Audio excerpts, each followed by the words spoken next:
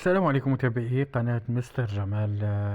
اليوم عندنا إرسال جديد أو إشعار جديد حول منحة البطالة وشروط الاستفادة منه، خاصة بالنسبة للأشخاص الذين سنهم أكبر من 40 سنة.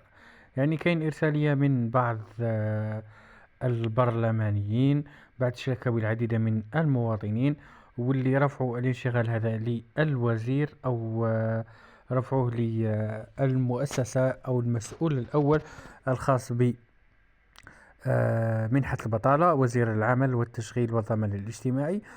فحوى هذا الطلب هو إعادة النظر في شروط الاستفادة من منحة البطالة. يعني الأشخاص اللي يديو قرض تاع لونجام تاع 4 ملايين، وال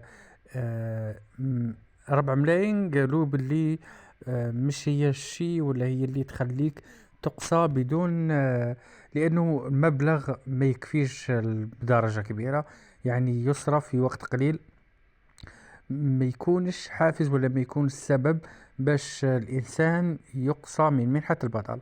وأيضا رفعوا انشغال تاع سن البطالة تاع 40 سنة، رفعوا حاولوا يرفعوا السن إلى 50 سنة بدل 40 سنة. هذا مجرد اقتراح من طرف النواب، إرسالية لوزير العمل والتشغيل والضمان الاجتماعي. هذه الإرسالية كانت في 23 جانفي 2023.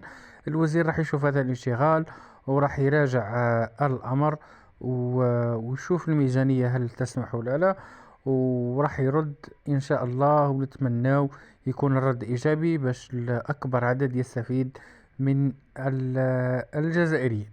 المهم، كان معكم أخوكم من قناة مستر جمال. صلوا على الحبيب المصطفى. سلام.